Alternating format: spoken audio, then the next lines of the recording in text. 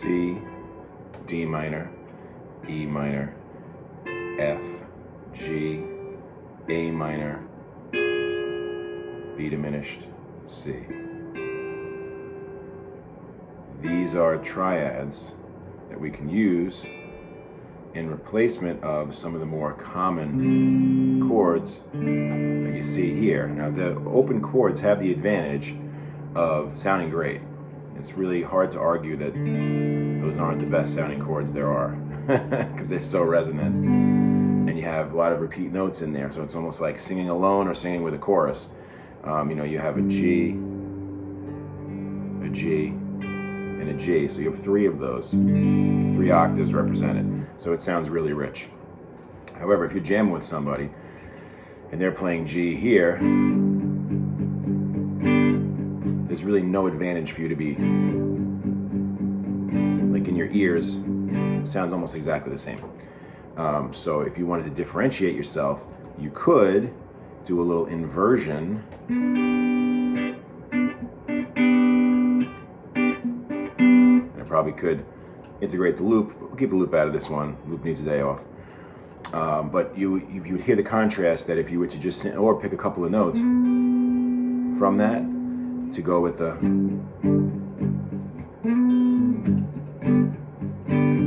so if you're accompanying someone, you make a little statement rather than playing the same thing and being in unison. Unison's a dirty word, okay? You know, if you're giving the same exact information somebody else says, it's like writing the same letter to somebody with the same information on it, or shooting the same text, whatever. It's redundant, and so we stay away from that. Another place where you can find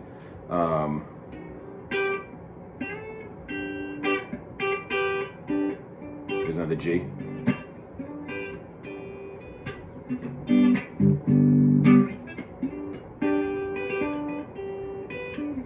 So these, each of them have the notes of a G major chord, G, B, D. They're just arranged in different ways. When I play it here, okay, the first note is a B. So it's inverted, if that makes any sense. So go back to, rewind for a second. Think back to when you learn how a chord is made. It's made with a 1, 3, 5. In that order. If you change the order, it still has all the same DNA of that chord, but now there's a different note in the bass. In this case, the B is in the bass. That's called the first inversion. Invert, flip over. So now my G note doesn't strike until the E string. And so in your ear, it sounds a little bit different than, it's the same notes. Okay, and then here's another one. This one is starting with the D in the bass.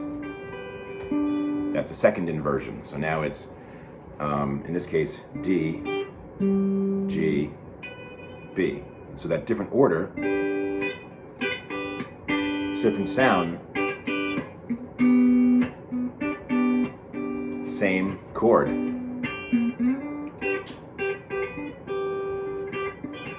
Here's another one. Okay, so this one finally puts G in the bass. So this sounds most similar to this.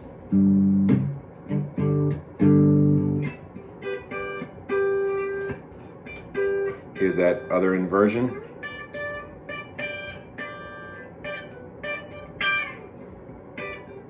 Still just G's, just inverted. Same chord.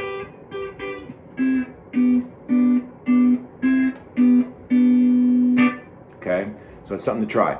This is all so far in major, so that, and it's all in the single chord of G major. All right, so what about if we wanted to do a minor chord? So we'll stay in the same key of G. So before we were building it in C. So if I was to build that same, the cool part about it is if you learn those shapes and eventually put it all together, so that demo in the beginning will make more sense and be more attainable to understand what the heck's going on there. But to walk up the G major scale, same shapes.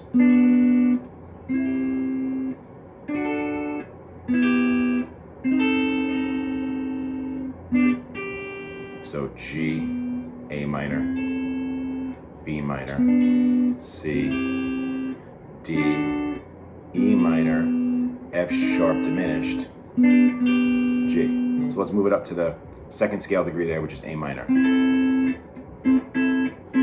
A minor, A, C, E. Okay?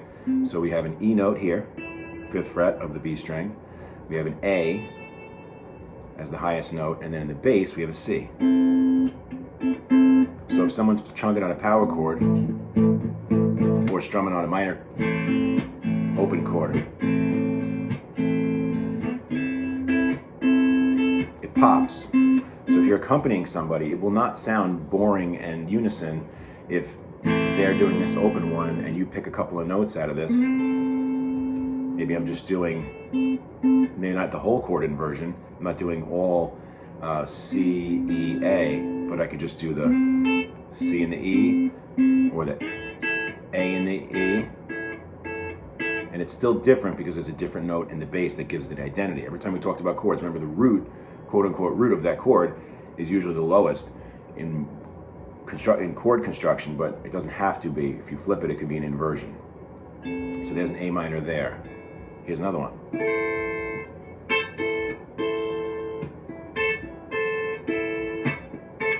So if someone's droning on that A, it sounds a little bit different than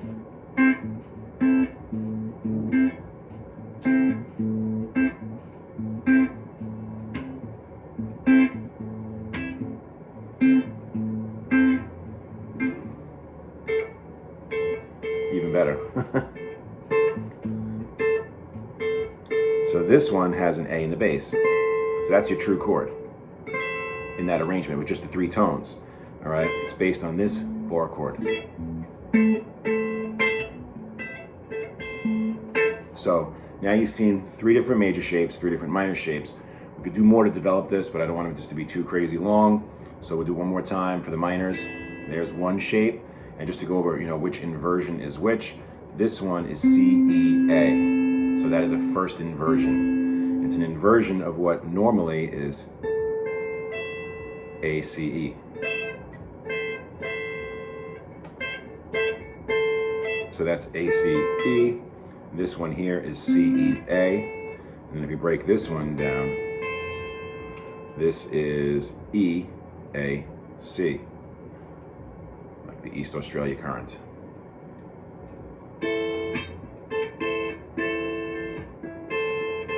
So pick a chord, any chord, and practice moving it around. If C is your most comfortable chord, just take a quick look here. That is a C major.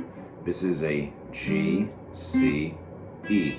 Remember that the original triad that we ever talked about was C, E, G, cows eat grass. So we know it's supposed to be C, E, G, but this order that it's in here, if you play just a fraction of that original chord, or I'm just playing this part of it, pulling out those 3 notes, this is G, C, E. If I play it here, this is C, E, G, the original. Cows eat grass, C, E, G. My 1, my 3, and my 5 all in order. If I move it up to here, okay, now I have an E, a G, and a C. And then the last shape, so look at those shapes now. There's my original. This one has an E in the bass, so that's a first inversion, because you're taking what is the 3 note, putting it up top in the bass. And then the final one would be here. Okay, and this one is G, C, E. And just listen to them for contrast.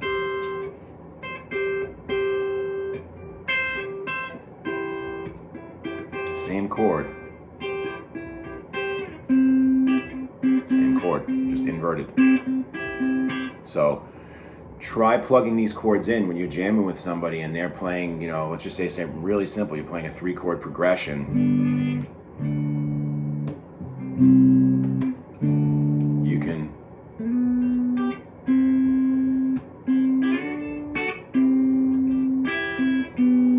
try, plugging in different chords that are not exactly what your accompaniment is doing, or your piano player or your bass player. Try and pick something that's a little different. I like incorporating the slide, as you can hear. I like having pops and rakes, you know, and different picking approach too than whatever your rhythm is doing. Even this hand being in unison or being close, it's gonna make somebody's ear go, is it close or is it exact? And if it's not exact, it's gonna distract. Hey, look at that.